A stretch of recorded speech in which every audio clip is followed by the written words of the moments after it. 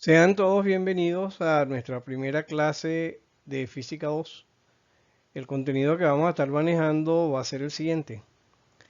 Primero vamos a estar poniéndonos de acuerdo sobre la notación vectorial. Eso es importante porque de alguna manera vamos a escribir una cantidad de ecuaciones y necesitamos tenerlas escritas de la manera adecuada con la notación adecuada, de manera de que todos podamos comprender lo que estamos escribiendo. Después vamos a comenzar verdaderamente con la materia, tiene que ver con electrostática y será la carga eléctrica y la fuerza eléctrica. Vamos a ver cómo se define y qué pasa con esa fuerza que está dentro de esos elementos. Después vamos a hablar de la carga eléctrica y su conservación, que al igual que la masa, hay una ley de conservación de masas, hay también una ley de conservación de carga eléctrica. La ley de Coulomb, que tiene que ver con su aplicación, y la interacción de las cargas. Y finalmente vamos a ver qué es el campo eléctrico y las líneas de fuerza. Bien, señores, comencemos entonces con...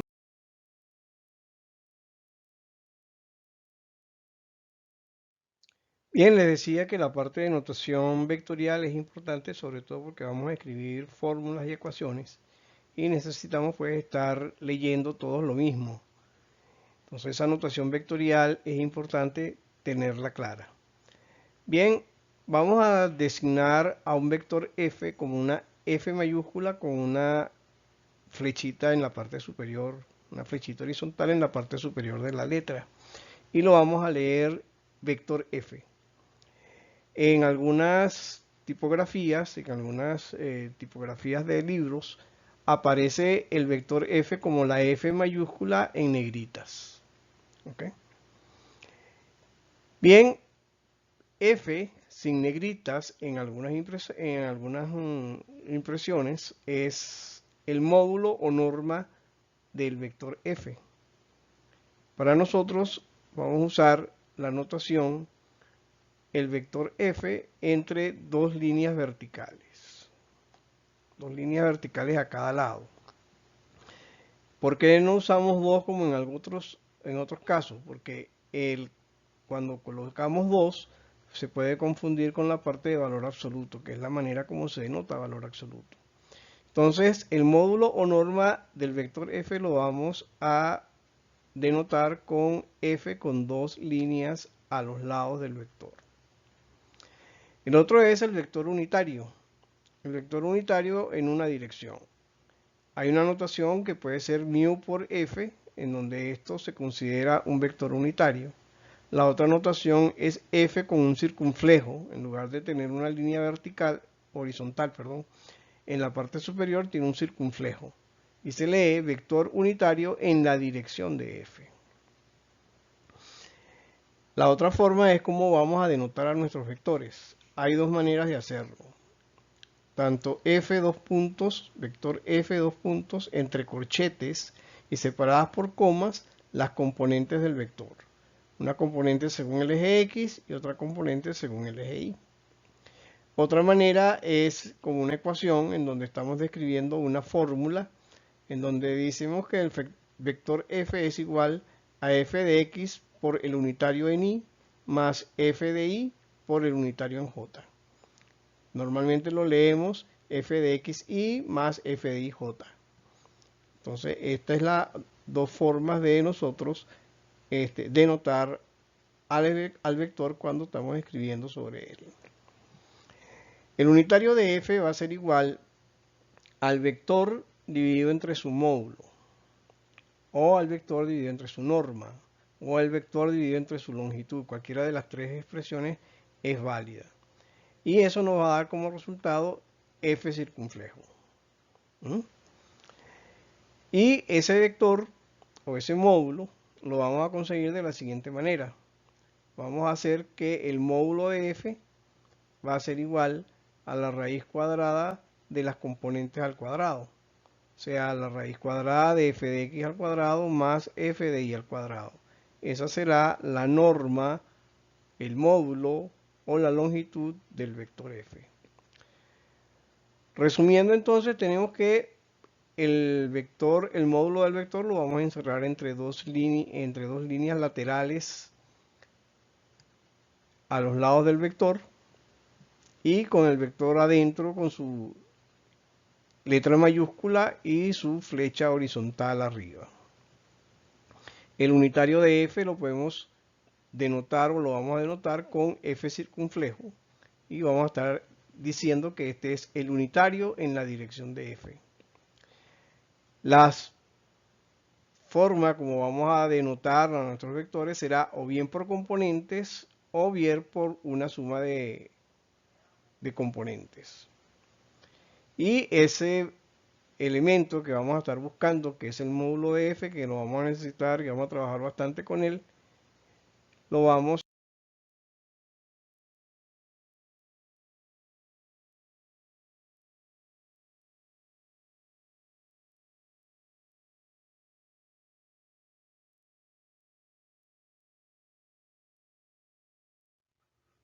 bien, entrando propiamente en materia, tenemos entonces ahora lo que es carga eléctrica. ¿Cómo se define la carga eléctrica? Se dice que es una propiedad intrínseca de los materiales y la cual se presenta en dos tipos tipo de carga positiva y tipo de carga negativa. Esta clasificación se debe al señor Benjamin Franklin. Y también esta carga tiene una propiedad conservativa y es cuantificable.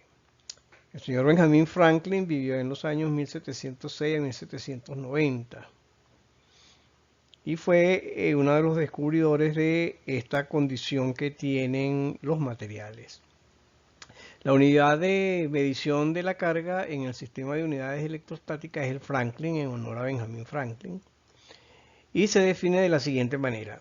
Es la carga la cual colocada una frente a otra, iguales a 1 centímetro de distancia entre ellas en el vacío, es capaz de producir una fuerza de repulsión de una dina. A esta unidad también se le conoce como el statcoulombio y vale 3,3356 por 10 a la menos 10 coulomb en el sistema CGS. Coulomb es la unidad en el sistema MKS, o columbio también se le llama. Resulta grande para su representación en los casos reales y por eso se acostumbra a usar submúltiplos como microcoulomb, que es 1 por la 10 a la menos 6 coulomb, el nanocoulomb o nanocoulombio, que es el nanocoulombio, vale 1 por 10 a la menos 9 coulombio, y el picoculombio, que es 1 por 10 a la menos 12 coulombio.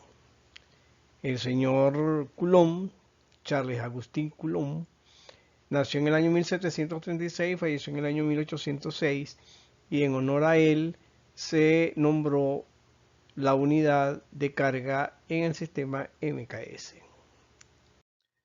Veamos ahora entonces nuestra carga eléctrica y la fuerza eléctrica.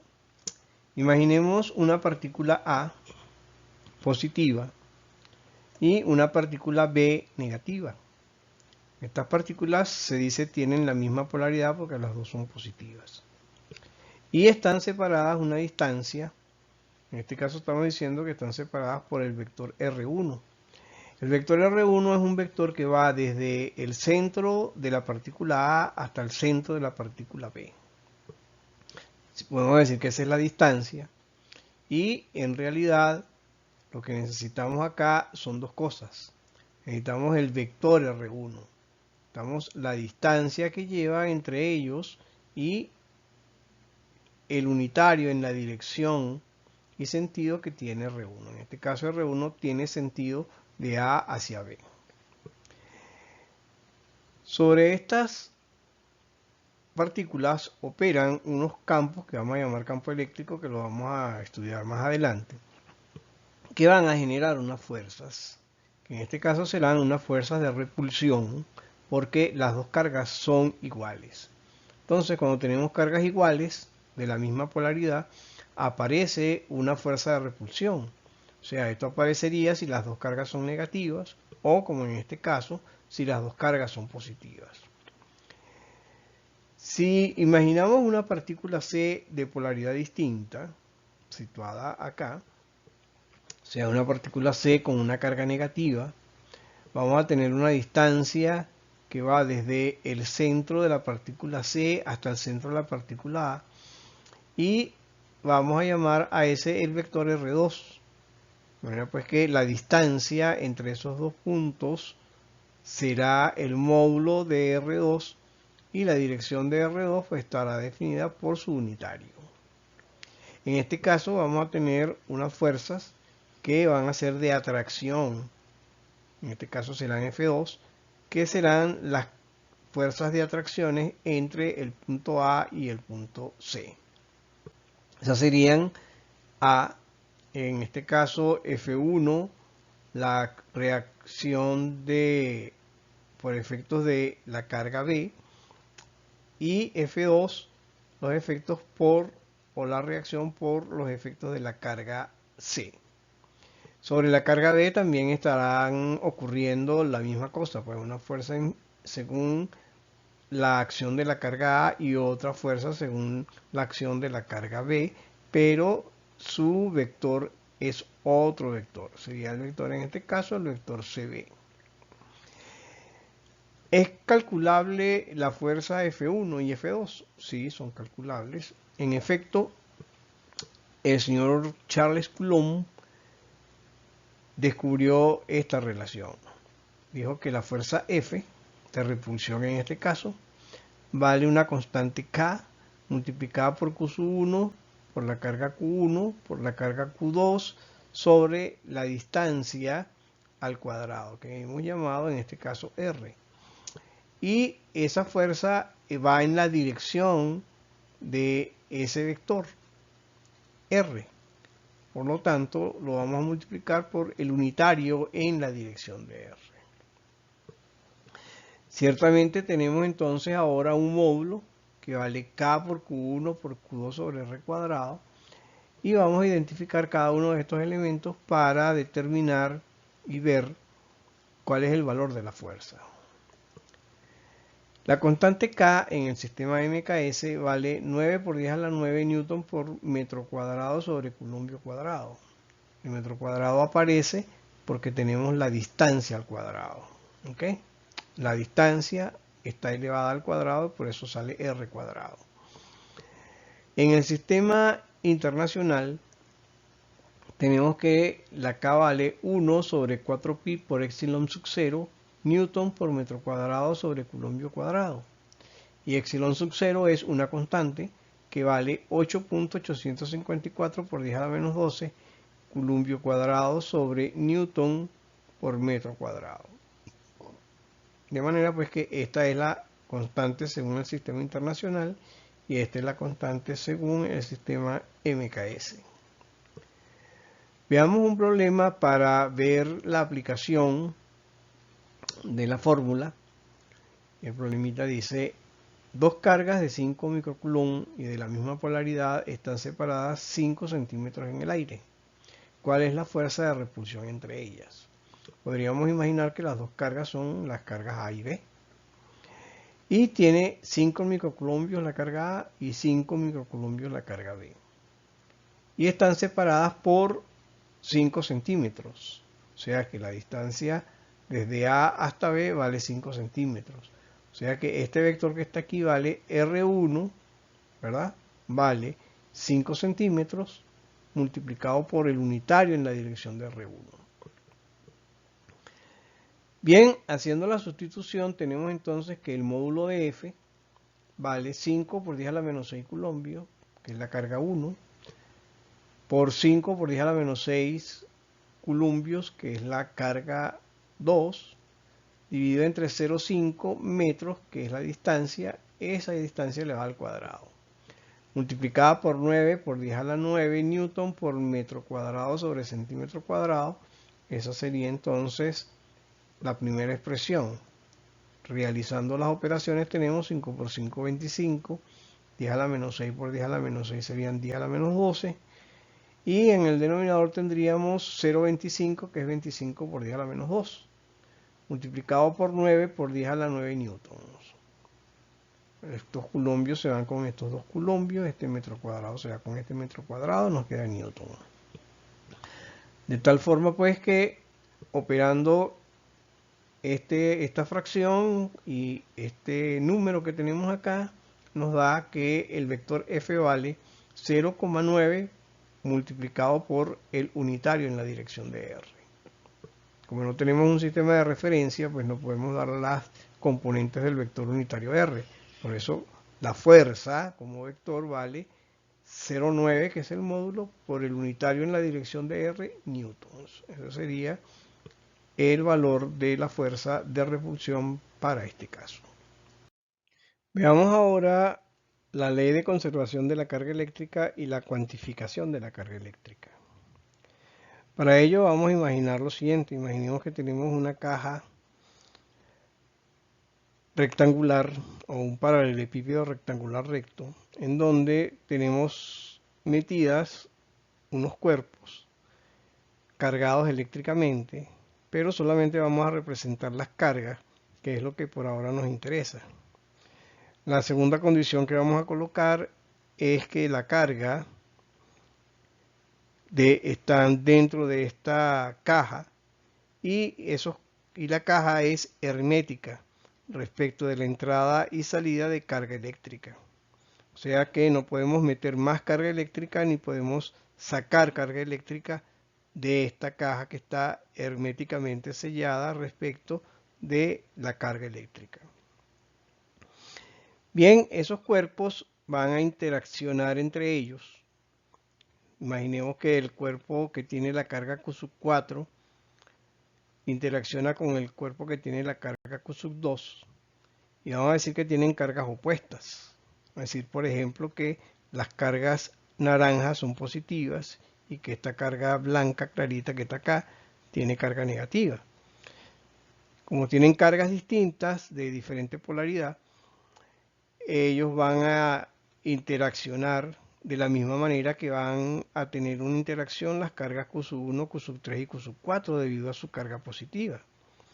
Pero imaginemos que en la interacción de la carga Q4 y la carga Q2, la carga Q4 se haga más positiva y la carga Q2 se haga más negativa, pero siguen siendo positivas y negativas. La cantidad de carga que pasa de Q4 a Q2 es la misma que vamos a tener dentro de la caja, no está saliendo de la caja. Bien, bajo esas condiciones vamos a decir que Q1 más Q2 más Q3 más Q4, a pesar de las interacciones que hayan dentro de la caja, será siempre el mismo valor, o sea que va a ser constante. Si el cuerpo si la caja donde tenemos los cuerpos tiene suficiente espacio como para tener n cuerpos, entonces diremos que Q1 más Q2 más Q3 más Q4 más Qn es constante. Siempre va a dar el mismo número, no importa la cantidad de elementos que tengamos, porque la caja es hermética respecto de la entrada y salida de carga eléctrica. Esta expresión podemos resumirla de la siguiente manera. Va a ser la sumatoria desde igual a 1 hasta n de los Q sub i, y esa sumatoria siempre será constante. Bien, vamos a ver ahora sobre la cuantificación de la carga eléctrica, cómo vamos a cuantificarla, y para ello nos vamos a valer del modelo atómico. Este también nos va a ayudar a comprender lo de la característica de intrínseco que tiene la carga eléctrica en los cuerpos. El modelo comienza diciendo que tenemos unas partículas que se llaman protones y que están en el núcleo del átomo y tienen carga positiva. Entonces, en este caso tenemos 3 protones positivos cargados positivamente una determinada cantidad de carga que ya vamos a ver. Vamos a tener unos neutrones que también conforman parte de ese núcleo. En este caso son este par de pelotitas verdes que tenemos aquí, serían la representación de los neutrones. Y si el átomo es estable desde el punto de vista eléctrico, vamos a tener unos electrones que tienen carga negativa, los neutrones no tienen carga, y esta carga negativa estos electrones están girando alrededor del núcleo. Y tenemos tantos electrones como protones, porque las cargas son iguales y de signo contrario. O sea, estos tres protones tienen carga positiva, es decir que tienen una carga Q, y los tres electrones también tienen una carga igual a Q, pero negativa, o sea, menos Q. Para tener una idea del espacio que ocupan estos elementos, vamos a ver que el núcleo mide aproximadamente unos 10 elevado a la menos 14 metros. 10 a la menos 14 metros. Es una distancia sumamente pequeña. Es un 1 colocado con 14 ceros o con 13 ceros a la derecha de la coma. En el caso del espacio del diámetro que tiene la circunferencia donde está girando el último de los electrones, en este caso estamos diciendo que miden más o menos 10 a la menos 10 metros. O sea que estos son aproximadamente unas 10.000 veces más grandes que lo que es el centro o núcleo del átomo. Vamos a ver unas características que nos van a ayudar a cuantificar la carga eléctrica. Vamos a ver la partícula, vamos a ver cuánto es su masa y vamos a ver cuánto vale su carga eléctrica. La masa expresada en kilogramos y la carga expresada en columbios. En el caso de los protones tenemos que la masa vale 1.6 por 10 a la menos 27 kilogramos. Y su carga eléctrica vale más 1.6 por 10 a la menos 19 columbios. Entonces, los protones tienen una masa relativamente pequeña, ¿verdad? Y una carga también pequeña. En el caso de los electrones, observemos que los electrones tienen una masa de 9.1 por 10 a la menos 31. O sea que son aproximadamente 10.000 veces más livianos que los protones. Sin embargo, su carga eléctrica es idéntica a la carga del protón. Vale menos 1.6 por 10 a la menos 19. O sea, los electrones tienen carga negativa y los protones tienen carga positiva. Y los electrones pesan aproximadamente unas 10.000 veces menos que lo que pesan los protones. En el caso de los neutrones, ellos tienen el mismo peso que los protones, o sea, 1.6 por 10 a la menos 27, pero desde el punto de vista de carga eléctrica son neutros, o sea, tienen carga eléctrica cero. Esto nos da una idea pues de cómo es el elemento que estamos considerando, que es el átomo. Fíjese que los átomos son la composición más pequeña que tiene un cuerpo cualquiera. De manera pues que todos los cuerpos, pues, independientemente del elemento del que estén hechos, tienen esta configuración de protones, neutrones y electrones. O sea, si es un átomo de oro, o si el cuerpo está hecho de oro, o es un átomo de plomo, si está hecho de plomo, tienen esta misma configuración.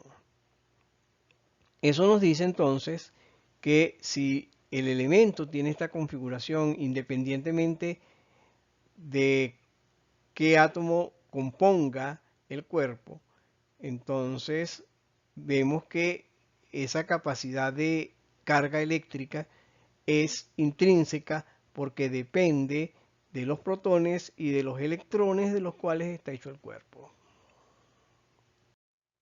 Continuando con la cuantificación de la carga eléctrica, necesitamos información acerca de la forma en cómo están los átomos distribuidos dependiendo del tipo de elemento del cual esté constituida la materia.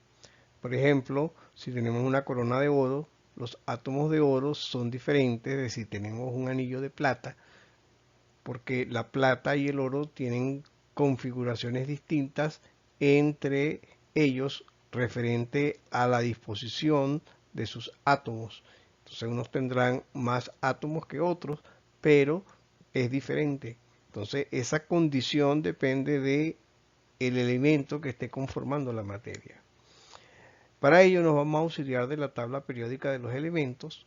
Aquí tenemos una última versión que está tomada de esta dirección electrónica.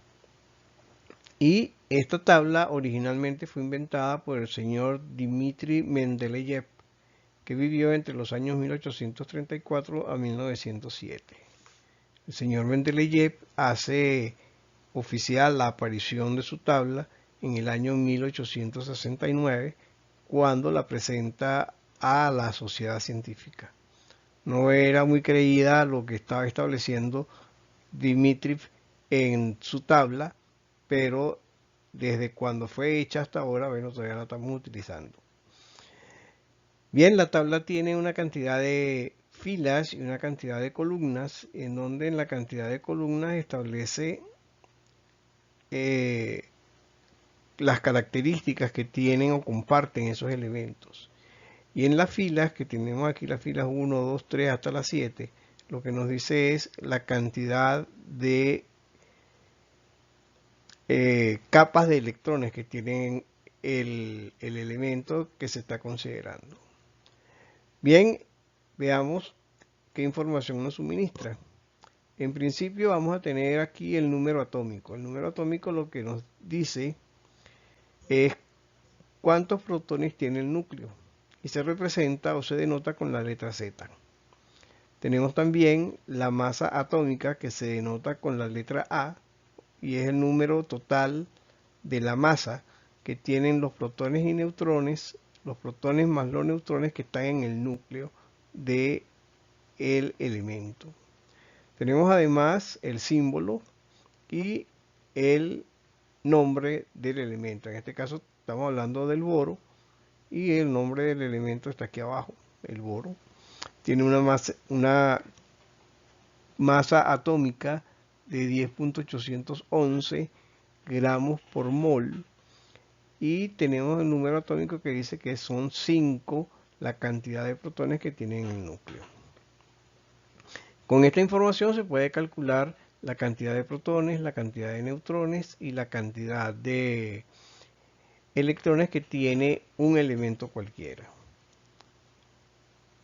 Bien, entonces esta tabla que fue presentada en el año 1869, todavía se encuentran vigentes las leyes que Mendeleev estableció para la elaboración o la clasificación de los elementos químicos.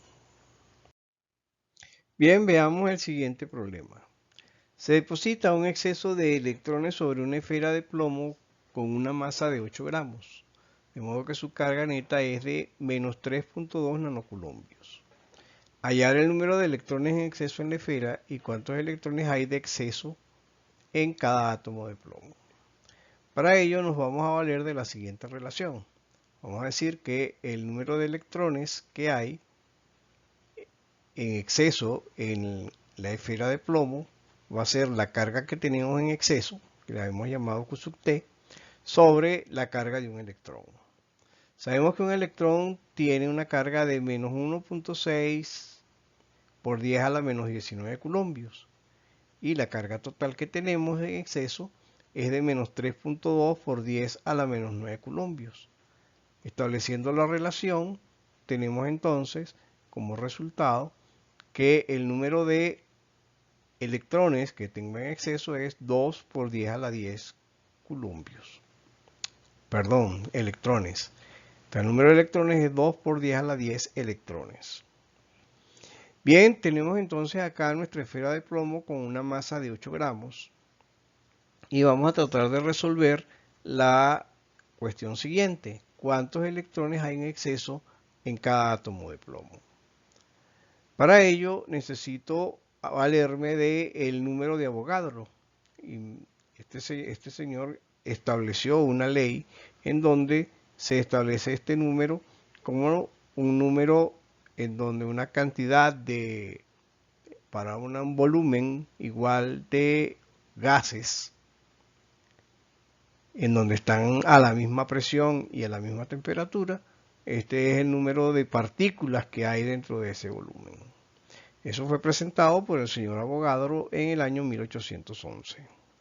Bien, volviendo a nuestro problema, entonces estamos diciendo que el número de electrones en exceso por átomo va a ser la cantidad de electrones que tengo en exceso sobre la esfera entre el número de electrones de plomo que tengo en la esfera. Para ello entonces nos vamos a valer de nuestra tabla periódica. En nuestra tabla periódica tenemos dos valores. El primero es el número atómico, en este caso es 82, y el segundo es la masa atómica, que son 207.2 unidades de masa atómica. Bien, estos valores, en el caso de el número de protones, que es 82, en el caso de el elemento puro, cuando el elemento no tiene ningún tipo de contaminación, él es eléctricamente estable.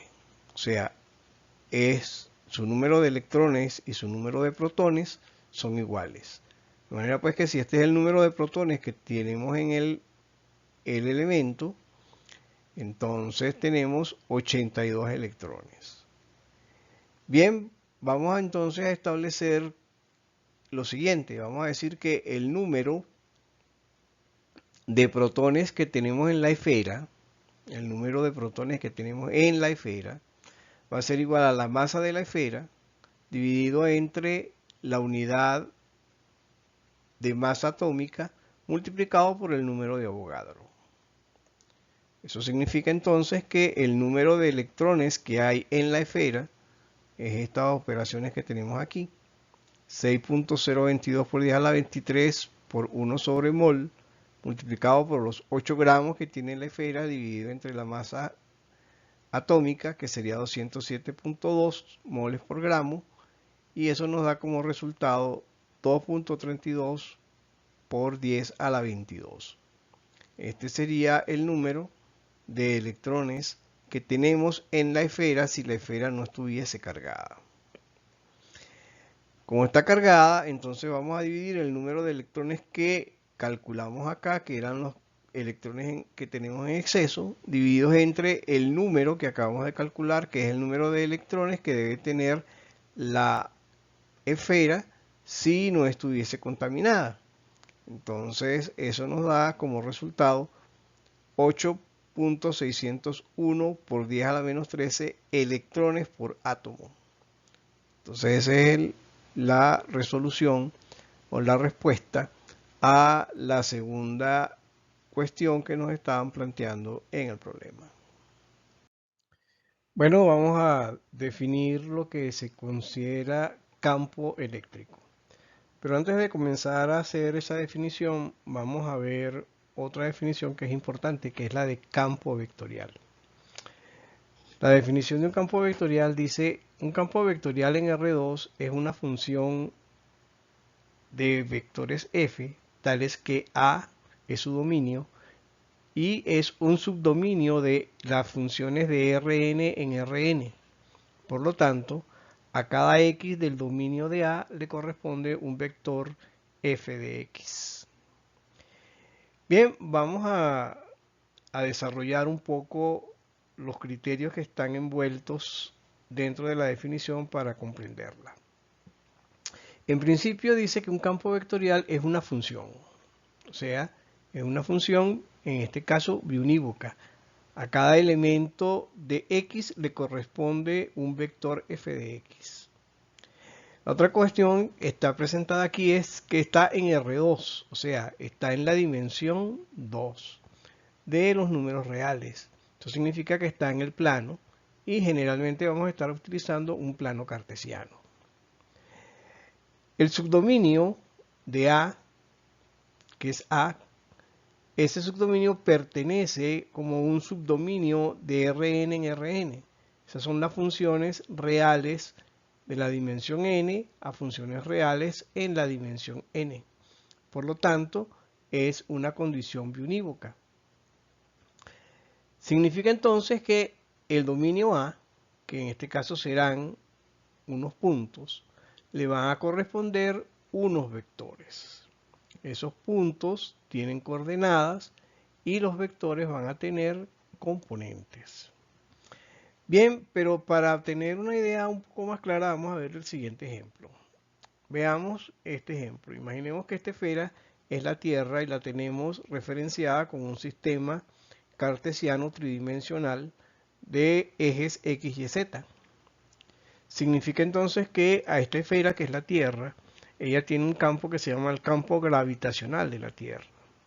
El campo gravitacional de la Tierra es un campo vectorial, es un campo de fuerzas en donde las fuerzas vienen de forma radial hacia el centro de la Tierra. De manera que la gravedad, no importa en dónde estemos nosotros, si estamos en la parte exterior de la Tierra, o estamos sobre la Tierra, o estamos dentro de la Tierra, de cualquier forma, la Tierra nos va a atraer con ese campo, ¿verdad? Si estamos aquí abajo, la Tierra nos atrae. Si estamos en este lado, la Tierra nos atrae. Ese campo gravitacional es un campo de fuerzas que atrae a todos los objetos que estén cercanos a la Tierra. Bien, nuestro campo vectorial, que es este, que estamos llamado campo gravitacional, es muy semejante al campo eléctrico. Veamos. Imaginemos que tenemos una partícula A cargada positivamente y tenemos una partícula B también cargada positivamente y a una distancia r entre los centros de las partículas. Significa entonces que debido a la acción, la interacción de las partículas, va a aparecer una fuerza F1, de repulsión en A y una fuerza de repulsión F1 en B, que van a tener carácter opuesto porque son fuerzas de repulsión. Bien, si nosotros quitamos esa fuerza, que la podemos calcular a través de esta ecuación que dice que el vector fuerza F viene dado por K por Q sub 1 por Q sub 2 sobre R cuadrado por el unitario en la dirección de R. Esa es la fuerza que es F1 y la fuerza que es F2. Pero si yo quito la fuerza, la partícula B, y en el punto B yo coloco un elemento sin carga, neutro, ese elemento de todas maneras va a sentir la acción del campo eléctrico generado por la partícula A, por la carga de la partícula A. Pero para poder detectar verdaderamente esa acción de ese campo que vamos a llamar E, vamos a decir que vamos a colocar una fuerza Q sub 0, que es una carga de prueba. Una carga de prueba muy pequeña, pero positiva. Esta carga va a generar con respecto a la carga A, que también es positiva, una fuerza F sub 0 de repulsión con respecto de A. O sea que es una fuerza que va en el sentido orientado hacia arriba en este caso. En el caso de la fuerza en A, vamos a tener también una de módulo igual a esta, ¿verdad? Pero en dirección contraria, o en sentido contrario, mejor dicho, en sentido contrario. Entonces tenemos que esta F0 a lo mejor es tan insignificante que prácticamente no afecta a A, pero el campo de A sí está llegando hasta la carga Q sub 0 porque la está haciendo que repela, o sea, le está haciendo repulsión. Bajo esas condiciones, a ese campo lo vamos a llamar el campo E. El campo E es el campo eléctrico generado por la partícula A, en este caso. Para calcular ese campo vamos a hacer lo siguiente. vamos a dividir la fuerza dividida entre el Q sub 0, la fuerza en Newton y la carga en columbios, y esa razón nos va a dar el valor del campo eléctrico. No se olviden de que en el sistema internacional la F tiene una K que vale 1 sobre 4pi por epsilon sub 0, que sería esta K que está acá. Y en el caso del sistema MKS vale 9 por 10 a la 9 newton por metro cuadrado sobre centímetro cuadrado. Entonces cualquiera de las dos nos va a servir para hallar el valor de F sub 0 y obtener el valor de E. Bien, en nuestro sistema, para representar esas fuerzas, vamos a decir que tenemos un plano de referencia arbitrario XY, y entonces en ese plano tenemos acá la fuerza que va, las fuerzas del campo van en sentido paralelo al eje X. Si eso es correcto, en un momento dado nosotros podemos tener esta Q sub 0 metida dentro de este campo, tal como lo vemos ahora, y si la orientación del campo es la misma orientación de la carga, entonces vamos a decir que el campo es positivo. Pero si colocamos una carga positiva y la carga positiva va en sentido contrario del sentido como va el campo, entonces decimos que el campo es negativo. Entonces, eso interesa porque vamos a tener que orientar el campo de acuerdo con la fuerza F sub 0. En realidad, cuando estábamos diciendo que teníamos una fuerza, una carga Q sub 0 pequeña, en realidad nuestro valor de E va a ser el límite para F sub 0 sobre Q sub 0 cuando Q sub 0 tiende a 0. Este será entonces el valor del campo eléctrico que nosotros vamos a calcular para obtener esa intensidad de campo. Líneas de fuerza y campo eléctrico. Bien, las líneas de fuerza no son más sino una representación del campo eléctrico. Aquí tenemos, por ejemplo, en el caso de una carga positiva, la carga positiva, de la carga positiva sale el campo eléctrico, salen las fuerzas del campo eléctrico. Esa es una de las condiciones que tenemos para la generación de ese campo de fuerza. Entonces, para el caso de los positivos, las cargas positivas emiten hacia afuera el campo eléctrico o sus fuerzas. Es radial, de manera que van dirigidas desde el centro hacia afuera de la carga. Entonces ese es el campo generado por una carga positiva. Por el caso de una carga negativa, las fuerzas son radiales iguales, pero vienen hacia la carga. O sea, la carga negativa recibe el campo de fuerzas de los alrededores. Si tenemos ahora un par de cargas positivas, entonces en ese caso se repelen. Entonces estas cargas aparecen por acá, estas fuerzas aparecen por aquí, y hay una fuerza de repulsión entre ellas, y no llegan a entrelazarse. Esa es otra condición de las cargas de las líneas de fuerza. Las líneas de fuerza no se cruzan. Las líneas de fuerza no se cruzan. Ese es el caso de los que son cuando las dos cargas son positivas.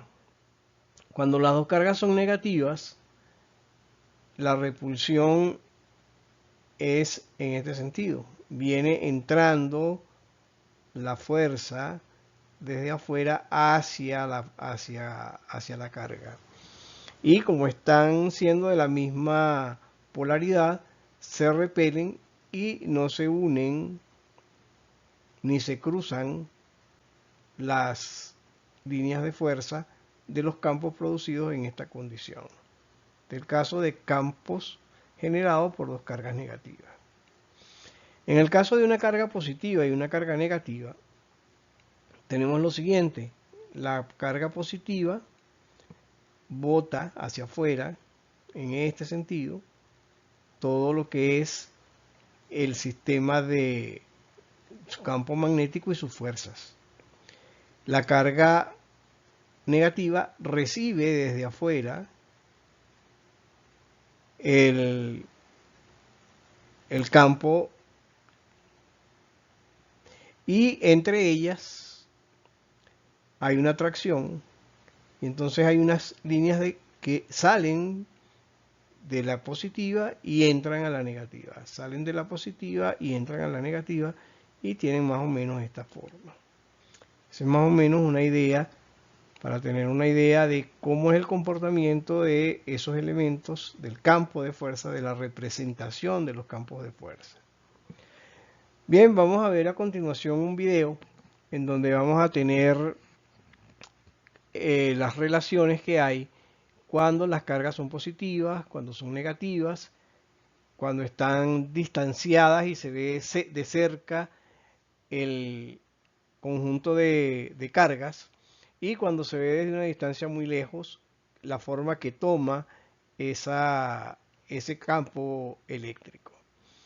Vamos a ver cómo también la relación que tiene, la cantidad de carga que tenga cada uno con respecto al otro, y se va a determinar en algunos momentos que hay cargas en donde el campo eléctrico de una es tan fuerte que no deja que, que el campo de la pequeña salga de las inmediaciones del campo grande. Veamos el siguiente video.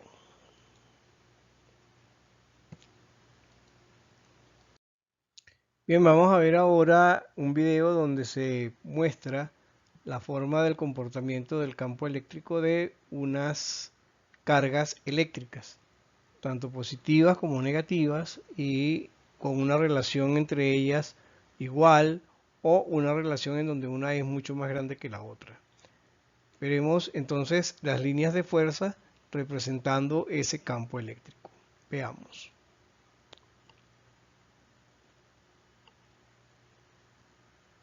Líneas de fuerza de dos cargas de más 10 microcoulomb separadas 150 metros.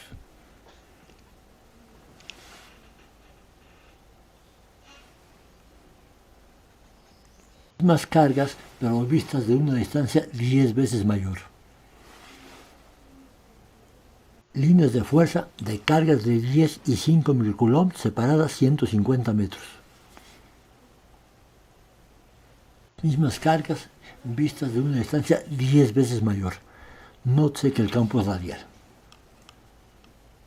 Líneas de fuerza de cargas de 10 y 1 microcoulomb separadas 150 metros. Mismas cargas, pero vistas de una distancia 10 veces mayor. Nótese lo radial del campo. Líneas de fuerza de cargas de más 10 y menos 10 microcoulomb separados 150 metros. Las mismas cargas, pero vistas de 10 veces más lejos. Cargas de más 10 y menos 5 separadas 150 metros.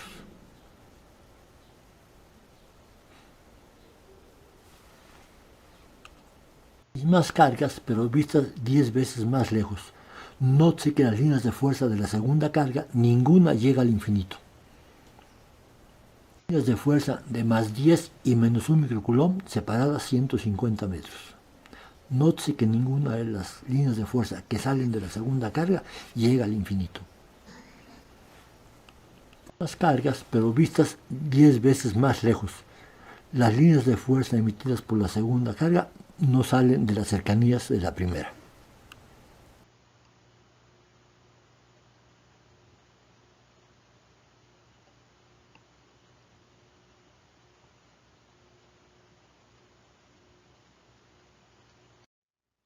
Bien, señores, así hemos terminado con nuestra primera clase, dándole las gracias por su atención, y ahora vamos a comenzar con el conjunto de preguntas que ustedes tengan relacionadas con lo que hemos visto durante estos 50 minutos. Adelante.